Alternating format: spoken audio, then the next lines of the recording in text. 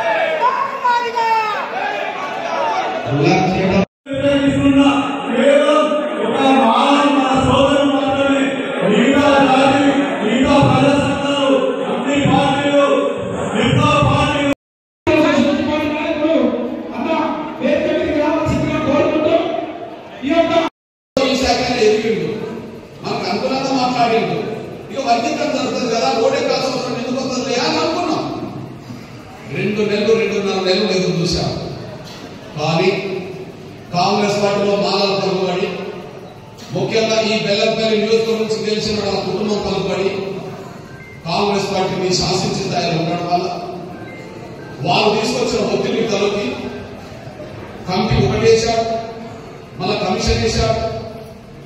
Commission report రాకముందే శాసనసభలో ఇచ్చిన మాటకు విరుద్ధంగా శాసనసభలో ఇచ్చిన మాట ఏంది?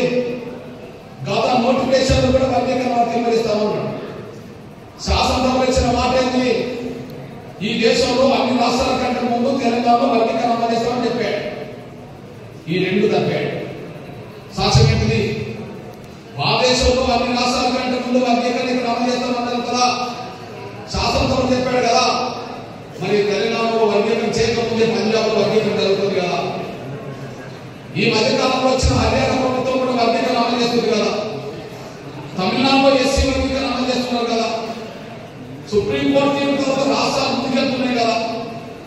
అదే సమయంలో ఒక 10 రోజుల క్రితం ఆంధ్రప్రదేశ్ ముఖ్యమంత్రి గౌరవ చంద్రబాబు నాయుడు గారు పెన్షన్ ఇవ్వడానికి ఒక ఊరికి వెళ్ళి, ఆ ఊళ్ళో ఉన్న మార్గపల్లికి వెళ్ళి, ఆ మార్గపల్లిలో ఒక ఇంటికి వెళ్ళి, ఆ ఇంట్లో కూర్చొని ఆ ఇంట్లో చదువుకుంటున్న 10-12 సంవత్సరాల బిడ్డలతో ఏం మాట్లాడినంటే, పిల్లలు మీరు బాగా చదువుకోండి, నేను త్వరలో వర్గీకరణ చేయబోతున్నా అని చెప్పారు. మరి రాష్ట్రాలు వర్గీకరణ ముందుకెళ్తుంటే ఈ దేశంలోనే అందరికంటే ముందు అమలు చేస్తామన్నా మీరు ఎందుకు వెనుకబడ్డారు? దానికి కారణం వాళ్ళ ఒత్తిడి. వాళ్ళ ఒత్తిడి ఉన్నదని నేను ఎంత చెప్తున్నా. రేవంత్ రెడ్డి గారు అసెంబ్లీలో మాట్లాడిన వెంటనే ఈ వర్గీకరణ వ్యతిరేకించే ఈ కుటుంబం సంబంధించిన వాళ్ళు, ఈ కుటుంబంతో పాటు మల్లు రవి, మల్లు మట్టి విక్రమార్క, కాంగ్రెస్ పార్టీ జాతీయ అధ్యక్షుడు మల్లికార్జున ఖర్గే దగ్గరికి వెళ్ళి ఎస్సీ వర్గీకరణ విషయంలో రేవంత్ రెడ్డి గారు ముందర లేకుండా చూడండి అని చెప్పొస్తే డైరెక్ట్ ప్రకటన చేయకుండా కాంగ్రెస్ పార్టీ జాతీయ ప్రధాన కార్యదర్శి హోదాలో ఉన్నప్పుడు కేసీ వేణుగోపాల్ వెంటనే ఒక ప్రకటన చేశాడు. ఎస్సీ వర్గీకరణ విషయంలో కాంగ్రెస్ ప్రభుత్వాలు ఎవరు తొందరపడకూడదు, కాంగ్రెస్ జాతీయ అధిష్టాపక నిర్ణయం తీసుకునే వరకు ఎవరు వర్గీకరణ విషయంలో ముందుకెళ్లదు.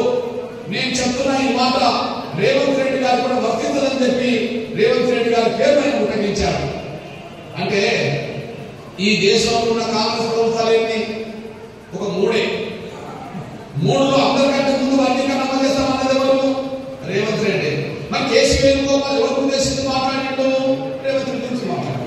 అప్పటి నుంచి స్పీడ్ తగ్గింది అనే విషయం మనందరికీ తెలిసిందే. ఒకవైపు వర్గీకరణ విషయంలో ముందుకు వెళ్ళకపోవడం, ఆయన ఇచ్చిన మాట విరుద్ధంగా ప్రవర్తించిన సందర్భాలు కనిపిస్తుంది. రెండో మాట ఏమి ఇచ్చిండు? గత నోటిఫికేషన్ లో కూడా వర్గీకరణ వర్తింపజేస్తామన్నాడా లేదా? మరి గత నోటిఫికేషన్ లో వర్గీకరణ అమలు చేస్తామన్నా తను, మరి నోటిఫికేషన్ లో వర్గీకరణ వర్తింపజేయకుండానే ఉద్యోగం భర్తీ చేసింది కదా. 11,000 టీచర్ పోస్టులు భర్తీ చేస్తే అందులో 70% పైగా మన బిడ్డలకు రావాల్సిన ఉద్యోగాలు మన బిడ్డలకు అందరూ కూడా పోయినాయి కదా. ఎవరు ఒత్తిడి వల్ల జరుగుతున్నది? కాంగ్రెస్ లో రెడ్డి గారు నాగరికి ఇచ్చిన మాట నిలబెట్టుకునే విషయం వేరుగౌ రెడ్డి గారి మారాల ఒత్తిడి తలపెట్టిన విషయం స్పష్టంగా అవుతుంది. ఆ ఒత్తిడి తలపి ఇంకా మనకు వ్యతిరేక నిర్ణయాలు చేసుకుంటే మన గ్రూప్ 1 పోతుంది, గ్రూప్ 2 పోతుంది, గ్రూప్ 3 పోతుంది. అన్ని డిపార్ట్మెంట్ లో మన నోటిఫికేషన్ ఇస్తే వాటికి కట్టకుండా మన ఉద్యోగాలన్నీ పోతాయి. ఆ ప్రమాదం రావద్దని చెప్పడం కోసమే, తాడోపేట తెచ్చుకోవడం కోసమే, మన ఆవేదన మన ఆగ్రహాన్ని తెలియజేయడం కోసమే మన డబ్బులతోనే అక్కడ ఎదురు చేద్దామని చెప్పి భూమి ఆకాశం ప్రపంచం దద్దరి లేదా రేపు మన లక్ష డబ్బుల దండోరా అక్కడ వేయడానికి రామసిద్ధమవుతుందని ఇప్పుడు కనుక మనం మరిన్ని వీడియోస్ కోసం ఛానల్ ని సబ్స్క్రైబ్ చేయండి. లేటెస్ట్ అప్డేట్స్ కోసం వాట్సాప్ ఛానల్ ని ఫాలో చేయండి. అండ్ లింక్ డిస్క్రిప్షన్ లో ఉంది.